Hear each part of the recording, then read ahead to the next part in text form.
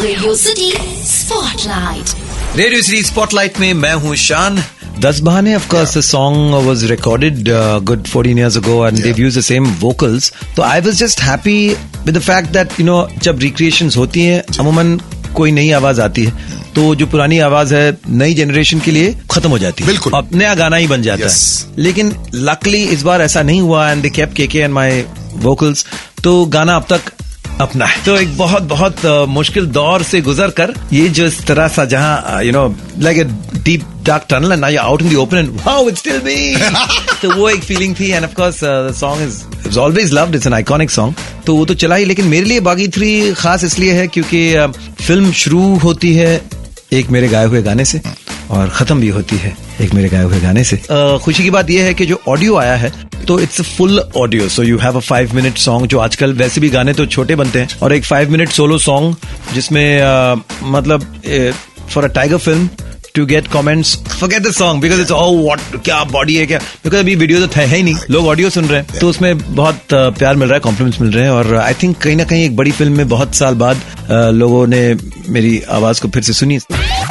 Radio City Spotlight. Radio City Spotlight में मैं हूँ शान. कुछ गाने थे जो मैंने बनाए थे, तो मैंने वो गाने इस तरह से सोच के बनाए थे कि कभी ना कभी शायद किसी की फिल्म में ये गाना आ सकता है. So it had a very like a more of a very pan India approach to the song. Film के गाने उस तरह के होने चाहिए. तो एनीवे, तो वो गाने मैंने सोचा कि मेरे बैंक में पड़े रहने से बेटर है कि मैं चैनल पे डाल देता हूँ, और अगर किसी को पसंद आ जाए so they might you know say hey तेरा गाना अच्छा है, can we use it. Being a composer, my father was a composer. एक अज्यूम कर लेता हूँ कि यू नो मेरे दादाजी कंपोजर थे, मेरे पिताजी कंपोजर है, तो कहीं ना कहीं मुझ में भी कंपोजर का जम तो होगा. तो वो भी एक जो कंपोजर का कीड़ा है वो भी मैं पूरा कर लेता हूँ. In this song for a change it was a writer who came first. तो रश्मि विराग हम लोग काफी दिनों से बात करें. कुछ हम लोग ने गाने बनाए जो didn't see the light of the day for whatever reason, और फिर एक गाना लोगों ने बहुत पसंद किया, तुम हो तो लगता है मैं हूं, कंपोज बाय अमाल, release by T series, that did really well also. तो मैंने बोला यार विराग कोई अच्छा सा लाइन सोचना, लाइक ना आजकल हुक का है ना. तो इसे सर आपका तो पता नहीं, हम तो हमेशा आपको याद करते हैं कि कुछ करेंगे साथ में, आप ही उलझ जाते हो कि ये करे वो करे. मुझे भी बुरा लगता है कि उनसे मैं गाने लूं और अगर फाइक कानून put it out.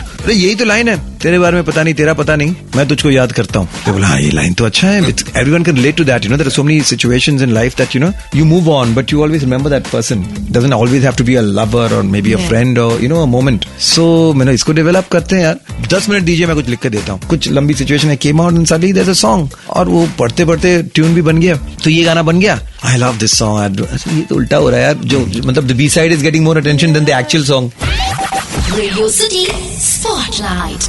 Radio City Spotlight में मैं हूँ शान. आई एम फॉर्चुनेट, अभी हो गए 20-25 साल लगे हुए हैं, एंड फिर भी उठे छुटे गाने तो मिल रहे हैं.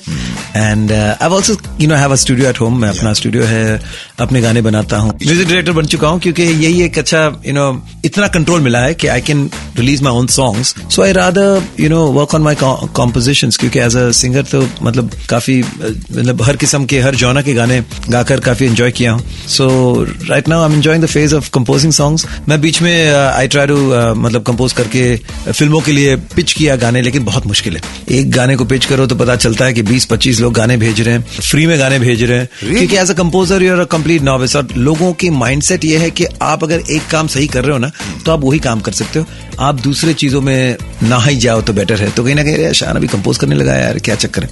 सो द बेस्ट वे टू, और क्या हो जाता है फिर वो गाने आपके पास रह जाते हैं. तो मैंने कहा कि चलो एक यूट्यूब चैनल बनाता हूँ और इन गानों को उस चैनल पे डालता हूँ. लोग पसंद कर रहे हैं, एंजॉय कर रहे हैं. At least you get a clearer feedback. क्योंकि जब आप किसी प्रोडक्शन हाउस या किसी प्रोड्यूसर या किसी डायरेक्टर के पास जाते हैं तो उनके कुछ फिक्स्ड आइडियाज हैं. अब आप एक नाम हो इतने सालों के, तो आपको तो सीधे सीधे कुछ कह नहीं सकते हैं, तो वो घुमा फिरा के बात होती रहती है. तो इससे अच्छा है कि फिर यू नो जो है, और मुझको बार बार वो मतलब as a singer I never ended up following up और never ended up you know कि सर मैं आपको कल फिर फोन करूं, परसों करूं.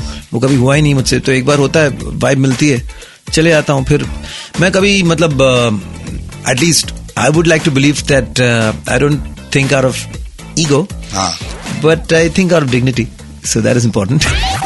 Radio City Spotlight. Radio City Spotlight में मैं हूँ शान. बहुत वक्त मिला था ना दिल को बनाते बनाते. राम और मैं, राम के पास एक तभी you know of course technology और सारा जस्ट शुरू हुआ था. लेकिन of course what at that point he had was just one keyboard.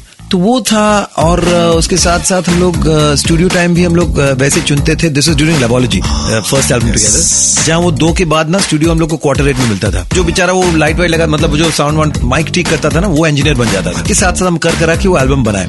We record till 4-5 in the morning, मतलब बली सीबेस के पास जाके थोड़ा सा वहाँ रुक के आरे का वो दुकान खुलता था, दूध पी के फिर जाते थे। उस तरह का पुरानी बात है। This is of course 94-95. From about then what Ram did was he made a little setup in his house itself, and I owe this whole success of Tanadil primarily to Ram Sampath and his skills and his drive for perfection.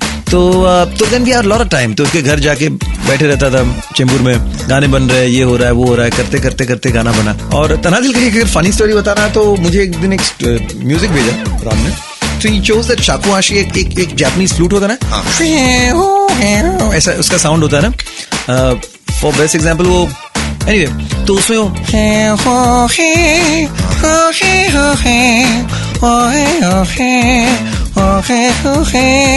करके ऐसा tune भेजा। बोला ये तो यार Chinese गाना लग रहा है, मुझे समझ नहीं आ रहा है पेंटाटोनिक स्केल में क्या है।